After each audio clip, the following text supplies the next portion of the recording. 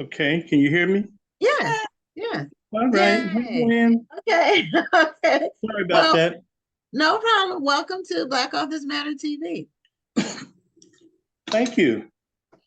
Okay. So, um, this is your book, and it's about a whistleblower.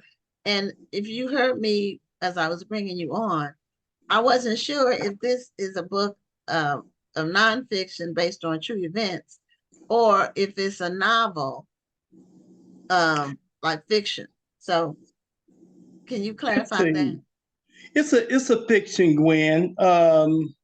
It's a very relevant fiction because I speak about the life of a whistleblower, and especially a black corporate executive who um, took his corporation he worked for to Fortune 500 status only to receive several voice messages on his phone about illegal corruption going on in the corporation. So when you get that information, you're kind of putting the vice between either staying silent and protecting your job and your very lucrative salary, or you let the authorities know what's going on, which makes you a corporate whistleblower. And you put yourself at the risk of many things by going public. So is it so whose point of view is the book? Um, is it the point of view of the executive or the whistleblower? It's a point of view of the executive who end up being the whistleblower. And the reason why I wrote, go ahead. No, okay. No, I said okay.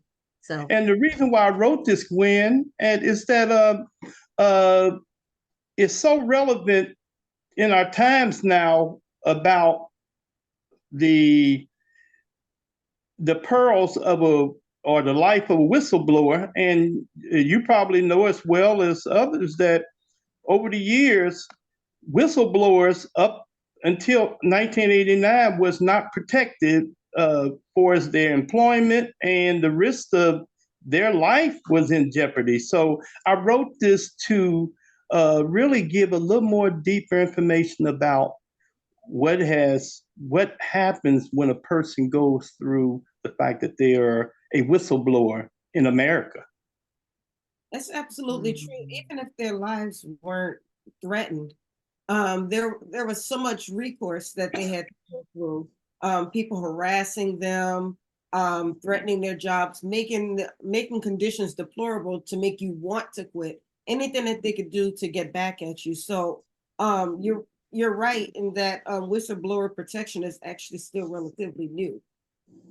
And what was so good about it, Barack Obama reenacted the law when he was president. And one of the things that the reason why you look at my title saying guilty is not enough, as we know, in the court of law, the finding of guilty is the highest level of sentencing you can get. But when I say guilty is not enough, what I mean is that even when the person is found guilty, the victim of whatever it is, um, their pain, their agony, their emotional distraught, a lot of times go on beyond that person's sentence. Right. So when I said guilty is not enough, uh, a lot of individuals die going through the pain. And the prime example was Watergate. And, it's just so good to be able to tell this story because of its relevancy, because not only do we have corporate corruption, you see what we're dealing in the political arena. Mhm. Oh, Yeah. So a lot of times whistleblowers end up having to sign a non-disclosure. Uh, well, if well, I guess if they blow the whistle, then they're violating the non-disclosure. That's what it is. And so, but sometimes there's And then these days there really needs to be a payday because um, now people with social media, people can harass you Yes. around the world. I mean, you can get worldwide harassment, whereas in the past, before social media, it was basically just in your community or maybe even in your industry or whatever. But now people can harass you. And people, I guess they don't have anything better to do, or they feel more empowered to bully people when it's at a distance. Well, uh, thank goodness the Whistleblower Protection Act protects their employment. Also, they could sue. The person who is the whistleblower can go do litigation regarding it too. So prior to the Whistleblowers Act, uh, so many things in the pain and the agony. And in my story, it talks about a successful Black corporate executive and his wife and the pain they went through, the threats, and many other things that they incurred. And when me and my co author, Tracy Black, wrote this story, we had to think about that. It was very emotional to write this story, too. So to be able to write it and share it and receive a lot of response from it, it's been really interesting. Okay, Wow. so when did the book come out? The book came out late 2023. And what happened is, Gwen, I tell you, I wanted to get on your show earlier.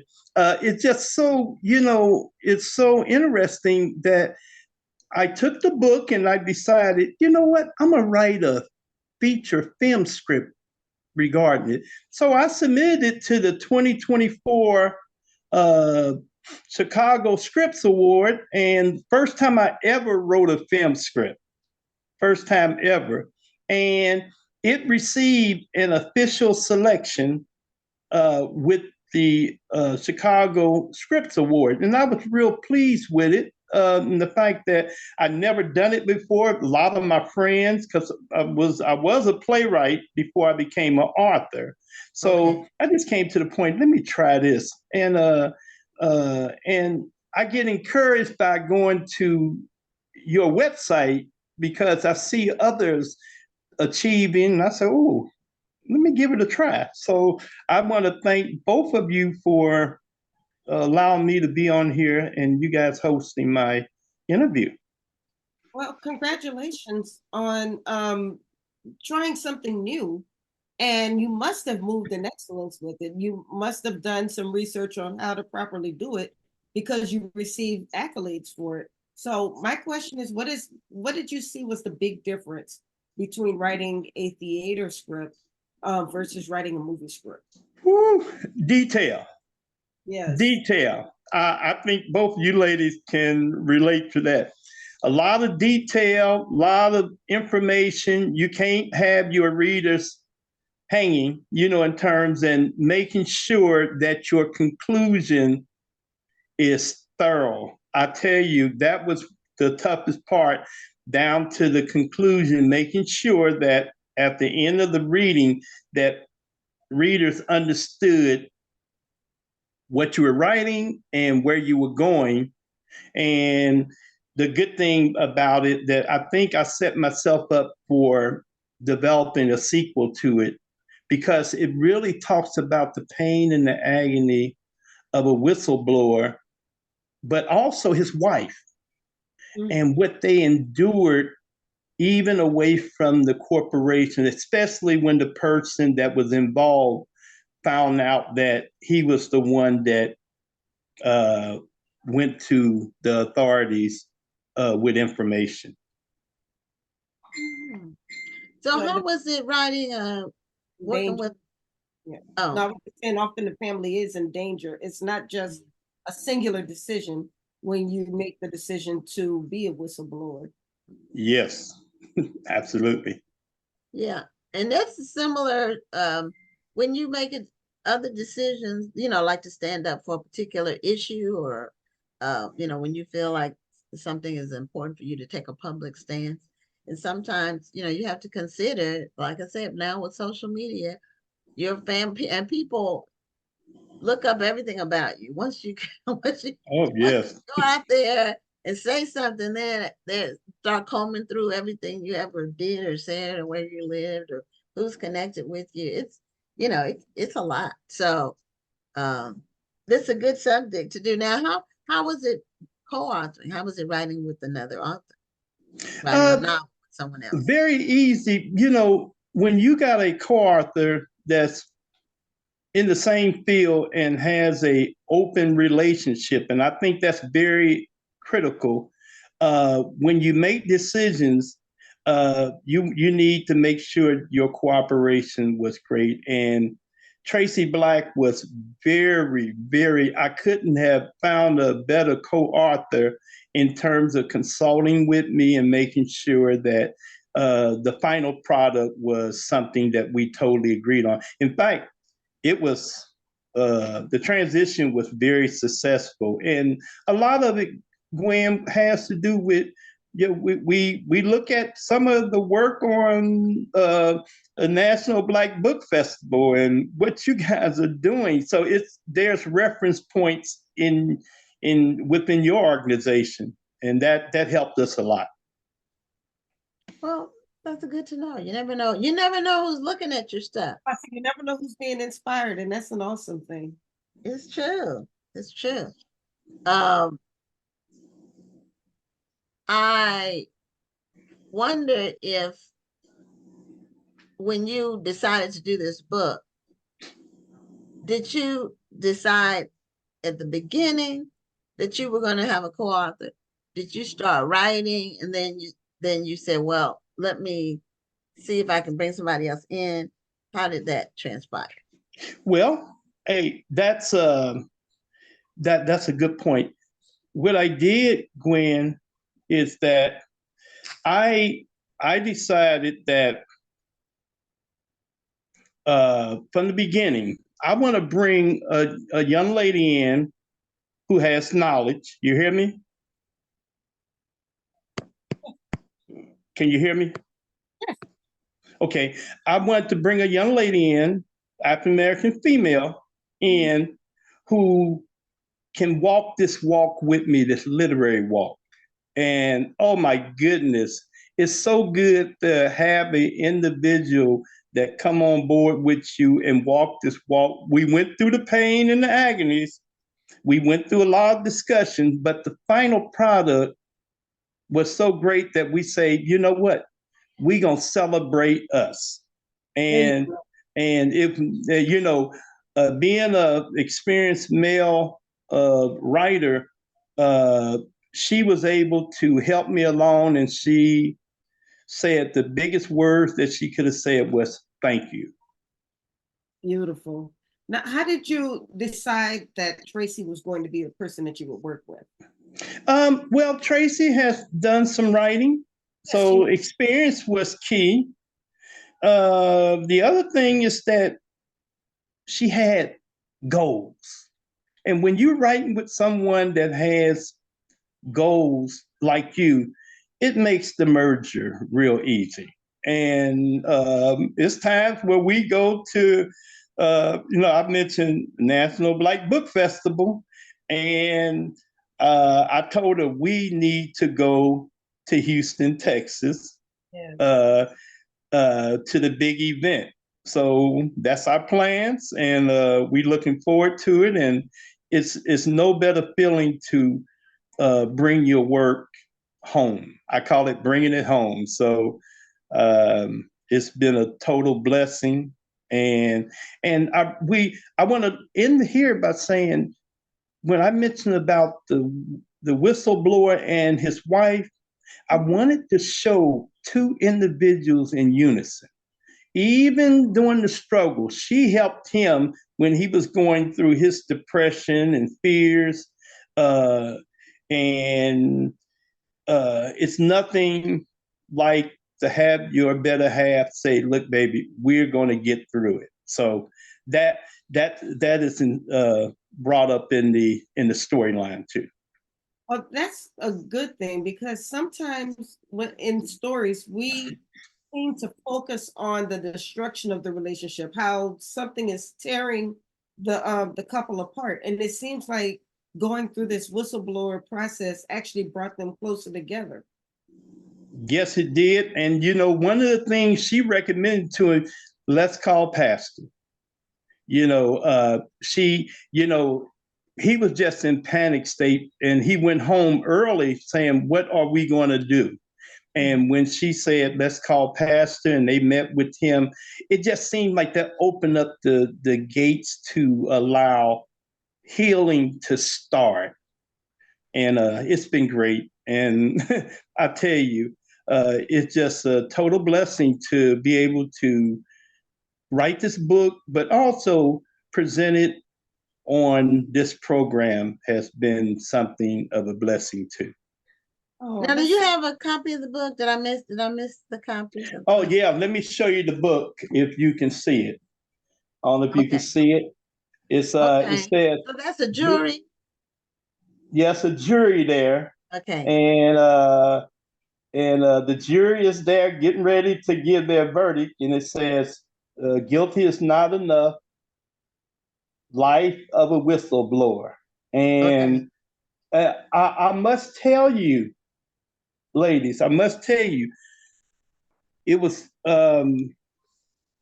there were times in the story at my age, even at my age, it was very emotional. I had to stop and pray and cry because I brought it so much to a realism that it was very tough for me at different points, especially when he was asked to testify in court about what he was experiencing and the emotional baggage by when it was found out that he was a corporate whistleblower. So, it was very emotional, but I tell you, it was no better feeling to see your finished product come to you with your name on it, and the fact that I couldn't wait to get on Black Arthur's Matter TV. Well, You are a charmer. yeah, and that's serious. Hey, Rhonda that speaks is for both of us. yeah. Well, I wanted to ask you about your photo that's on your book cover. Is it a stock photo?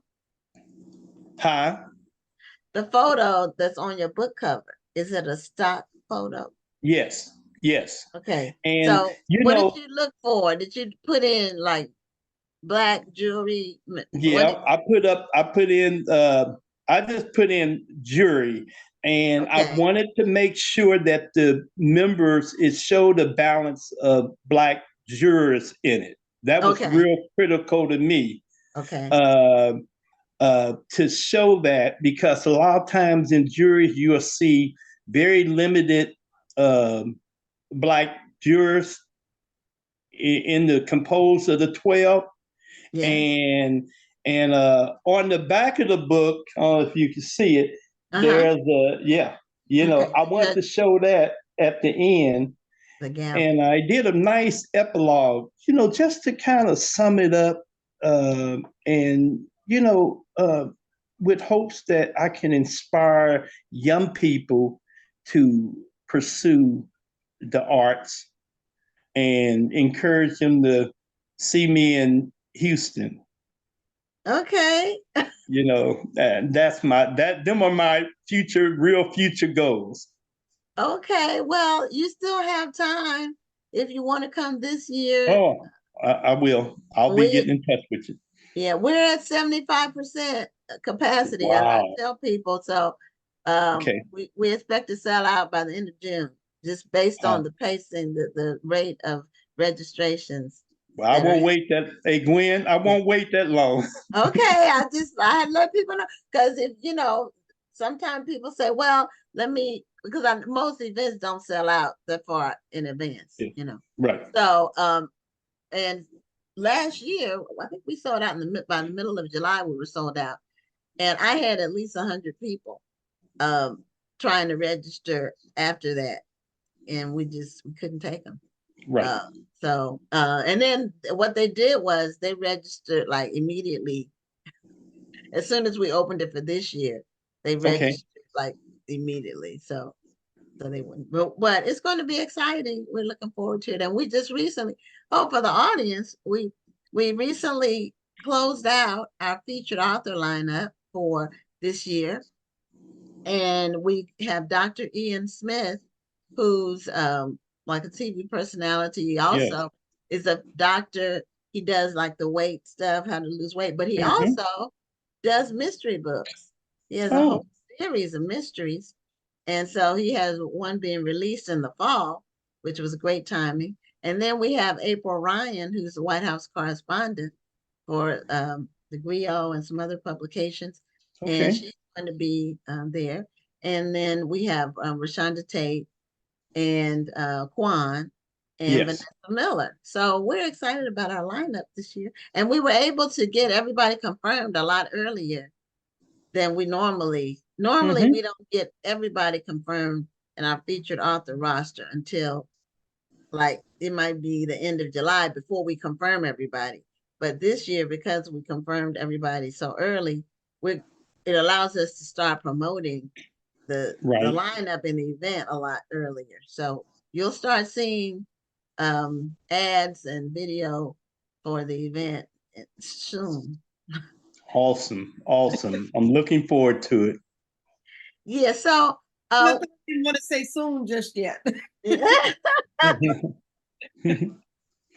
how is your the response to your book been?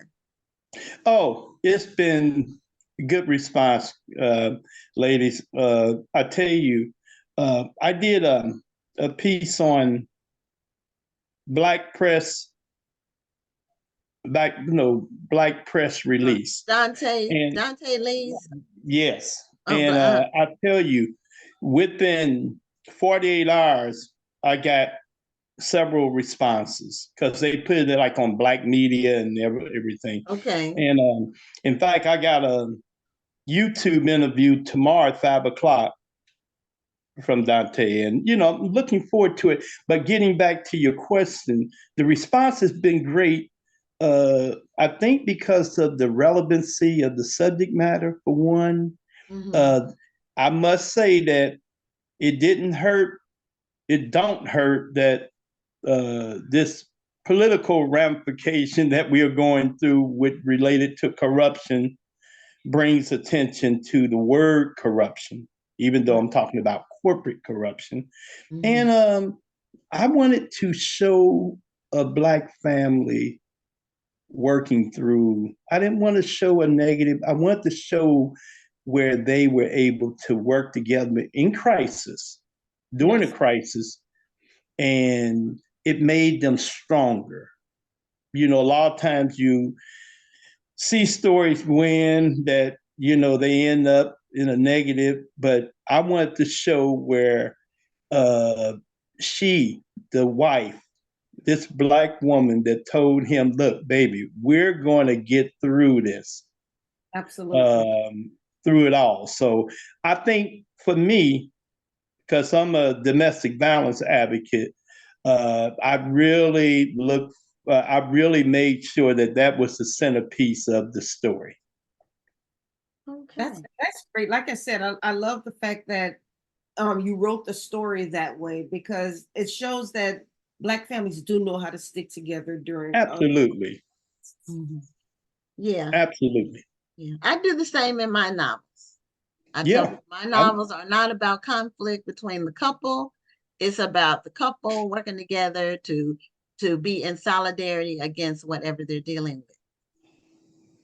absolutely. Yeah. So, well, Greg, thank you so much for being a guest on Black Authors Matter TV. Show your book cover one more time so people can Okay, I'll show it. Yeah. say. It's Guilty, It's Not Enough, Life of a Whistleblower. It's written by myself and Tracy Black. And it's a good read. It's a read through, and we're talking about, just sharing this, we're talking about doing a sequel to this book, but we need to have further discussions. Okay. Well, and it's available wherever books are sold, I'm assuming, Yeah, the normal. it's Uh, our book is available on Amazon and Barnes and Noble. And the okay. beautiful thing, what I share, I don't try to overcharge on books. We kept it under $10, and again, we just we just enjoy writing. But one of the things that I want to encourage future writers is don't miss the opportunity to be on programs like Black Authors Matter TV. I'm saying it's critical that we support each other, and I look forward to seeing you in Houston, Texas. Well, we look forward to Okay. seeing you as well. Thank you. Take Okay. care. Have a great evening and congratulations. And thank you. And you take care now. Bye bye. Bye bye.